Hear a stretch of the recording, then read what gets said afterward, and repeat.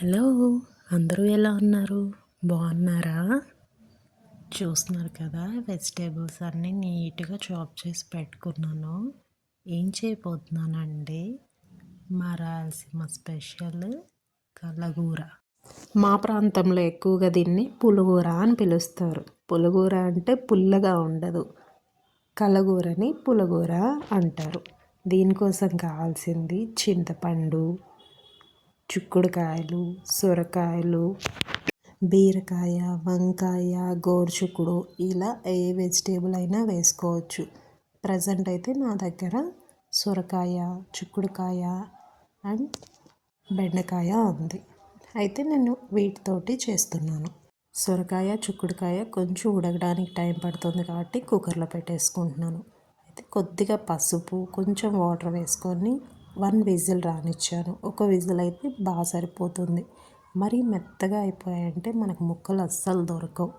ఇటు సైడ్ ఏమో ప్యాన్ పెట్టేసి అందులో కావాల్సినంత ఆయిల్ వేసుకొని పోపు పెట్టేసుకున్నాను. పోపు కోసం ఆవాలు, జీలకర్ర, పచ్చిశనగపప్పు, మినపప్పు వేసుకున్నాను. ఇది కొంచెం వేగిన తర్వాత కరివేపాకు, ఎండుమిరపకాయలు వేసుకొని కొద్దిగా కలర్ మారే వరకు వేపుకోవాలి. తర్వాత కొంచెం పెద్ద పెద్ద ముక్కలుగా కట్ చేసి పెట్టుకున్న ఆనియన్స్ వేసుకోవాలి. దీనికి ఆనియన్ కొంచెం పెద్ద ముక్కల్లా వేస్తేనే తినేటప్పుడు పంటికి తగులుతూ చాలా టేస్టీగా ఉంటుంది. ఇంకో విషయం ఏంటంటే ఇందులో కారపొళ్ళు అస్సలు యూజ్ చేయము. సో గ్రీన్ చిల్లీసే వేసుకోవాలి. ఇటు సైడ్ ఏమో గార్లిక్ తీసుకున్నాను. ఇవి ఇలా కచ్చా పచ్చగా దంచుకొని కొంచెం ఆనియన్ వేగిన తర్వాత వేసుకొని అందులో వేసి వేపుకోవాలి. చూసారా, ఇలా గార్లిక్ ఫ్లేవరు బాగుంటుంది, హెల్త్కి కూడా చాలా మంచిది కదా. అందులోనూ ఈ కలగూరకి మంచి ఫ్లేవర్ కూడా వస్తుంది. అసలు చెప్పాలంటే మా సైడ్ వడియం వేసుకుంటాం. ఈ స్టేజ్లో వడియం అయితే ఇంకా ఫ్లేవర్ చాలా బాగుంటుంది. బట్ నా దగ్గర వడియం లేదు. ఈ బాగా వేగిన తర్వాత టొమాటో వేసుకోవాలనుకుంటే ఈ స్టేజ్లో టొమాటో వేసుకోవచ్చు. బట్ నేను టొమాటో వేయకుండా చేస్తున్నాను. చూసారా, 1 విజిల్ వచ్చేసింది. ఇప్పుడు ఇది ఆఫ్ చేసేసేయాలి. ఇందులో కట్ చేసుకున్న బెండకాయ పీసెస్ వేసుకోవాలి. బెండకాయ ముక్కలు కొంచెం పెద్దవిగానే కట్ చేసుకోవాలి, మరీ ఫ్రైకి చేసినట్టు చేయకుండా. ఈ సైజ్ అయితే పర్ఫెక్ట్గా ఉంటుంది. ఇప్పుడు బెండకాయలు మంచిగా వేపుకోవాలి. బెండకాయలు కొంచెం రెడ్గా వేగాలి. వేగిన తర్వాత నెక్స్ట్ ఏం చేయాలో చెప్తాను. బెండకాయ నుంచి మనకు లైట్గా జోములాగా వస్తుంది కదా, అది ఈ కర్రీకి చాలా ఇంపార్టెంట్ అనమాట. ఫ్లేవర్ అంతా అక్కడే ఉంటుంది. చూసారా, 1 విజిల్కి సొరకాయ పీసెస్ ఎలా ఉడికిపోయాయో.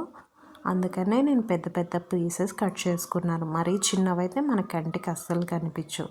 ఇలా చూసారా, కొంచెం గట్టిగా నొక్కితే మెదిగినట్లయింది. ఇలా ఉడికితే సరిపోతుంది. ఎందుకంటే మళ్ళీ కర్రీలో కూడా వేడుకుతుంది కదా. ఇక్కడేమో మన బెండకాయ ముక్కలు వేగిపోయాయి. ఈ సొరకాయ, చిక్కుడుకాయలు ఉడకబెట్టుకున్నవి ఇందులో వేసుకొని ఒకసారి బాగా కలుపుకోవాలి. ఈ స్టేజ్లో మనకు రుచికి తగినంత రాతుప్పు వేసుకోవాలి. వాటరే కాబట్టి మనకు ఉప్పు మంచిగానే మెల్ట్ అయిపోతుంది. ఇప్పుడు కొద్దిగా చింతపులుసు కూడా కలుపుకొని పిండుకున్నాను. ఇందులో చింతపులుసు వేసిన తర్వాత ఒక్కసారి ఉప్పు, కారం, పులుపు అన్నీ సరిపోయాయా లేదా చెక్ చేసుకోవాలి. మనకి ఎంత వాటర్ అయితే కావాలో అంత వాటర్ వేసుకోవాలి. ముక్కలు మునిగేదాకా వేస్తే సరిపోతుంది. చూసారా, ఇప్పుడు అన్నీ చెక్ చేసుకొని లిడ్ క్లోజ్ చేసేసి మీడియం ఫ్లేమ్లో ఒక 10 మినిట్స్ వదిలేసాను. మన కర్రీ మంచిగా మరిగిపోయింది. ఇప్పుడు పీసెస్ చూస్తే మనకు మెత్తగా అయిపోయి ఉంటాయి. ఇది సంగటిలోకి, అన్నంలోకి చాలా అంటే చాలా బాగుంటుంది. సర్ది చేసినప్పుడు, నోటికి ఏమి తినబుద్ధి కానప్పుడు ఇలా చేసుకొని తిన్నామంటే చాలా టేస్టీగా ఉంటుంది. లాస్ట్లో ధనియా, జీలకర్ర పౌడర్ 1.5 స్పూన్ వేసుకున్నాను. వేసుకొని ఒక 2 మినిట్స్ మరగనిచ్చి కొత్తిమీర చల్లేసుకుంటే మనకు కలగూర రెడీ అయిపోతుంది. నాకైతే ఈ కర్రీ అంటే చాలా ఇష్టం. ఒక్కసారి ఇలా ట్రై చేయండి. ప్రతి వెజిటేబుల్ కూడా చాలా టేస్ట్ ఉంటుంది. మీకు ఈ వీడియో నచ్చుంటే please like, share and subscribe. Thanks for watching. Bye.